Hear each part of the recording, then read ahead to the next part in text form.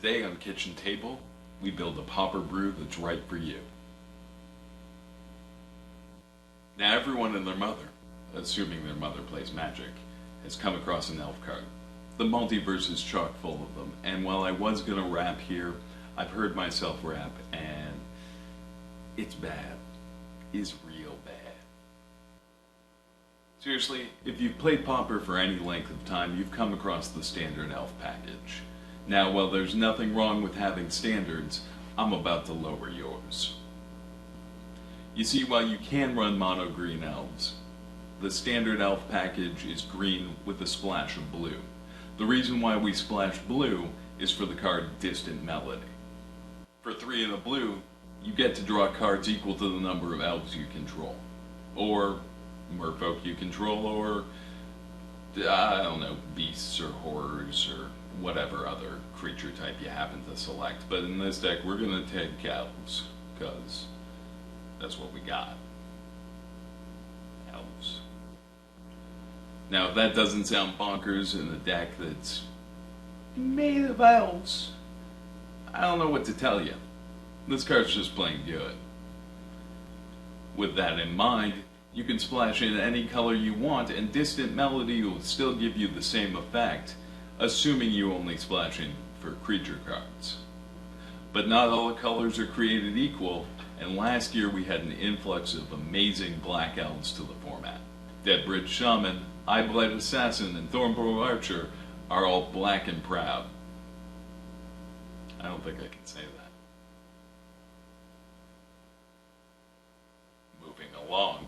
There are so many black elves out there that I'm surprised that no one's put together a list for them before, especially considering that Eyeblight Ending just saw a reprinting in Eternal Masters. For 2 in a black, you can destroy any non-elf creature on the battlefield. This is great for you because you get to blow up their biggest creature at instant speed, and they can't copy the spell to destroy one of your creatures. While it doesn't interact with Distant Melody, it does have some interaction with some of the other cards in our deck. So while there are some differences between the mono green, mostly green, and green black blue version of this deck, the backbone of all 3 are still pretty much the same. You ramp in with Llanowar Elves, Fyndhorn Elves, and Elvish Mystics. Then, in the black version, you splash in Elves of Deep Shadow and Llanowar Dead for some sources of black. Then, maybe a couple of Lifespring Druid so you can get some more blue sources.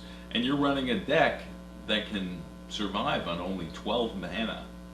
Lys Alana Huntmaster puts in some real work in this deck, as she gets you an Elf Warrior token every time you play something that isn't a land or Distant Melody.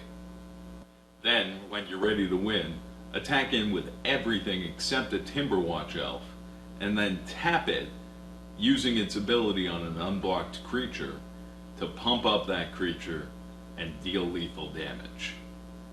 In fact, there's only one card we might need to find a replacement for in this deck, and that's Plague Witch. Plague Witch is 1 in a black, and if you were to pay 1 black, tap it, and discard a card, you can give a creature -1/-1 until end of turn. Not bad in another deck, but in this deck, anytime you have a card that you might be able to discard, you probably will get a better value by simply playing it. Which means that the only time that you want to discard a card is if you have a second Plague Witch in your hand. But then we get to the awkward question of what to replace it with. Lightsoil Druid keeps us in color, but having another mana dork may be a little much. The only upside is it's a 1/2, which means it doesn't die to Elvish Trickery, unlike a lot of cards in our deck. The other option is Elvish Vanguard. Elvish Vanguard gets +1/+1 for every elf spell played, which is absolutely bonkers considering it only costs 2 mana. It might find a happy home in this deck, but for right now, I'm going to stick to the original brew. So while it doesn't produce near infinite mana like its blue-green counterpart, or its mono-green counterpart, the black-blue-green elf deck is pretty competitive. How well it'll do in the real world is really a reflection of your playstyle and the playstyle of your group. If you like this deck idea, take a look at the description below for a full deck list. And while you're down there, don't forget to like and subscribe for all the latest kitchen table updates. Finally, this deck doesn't have a sideboard yet. So leave a comment below and I'll take a look at the best ideas in next week's video.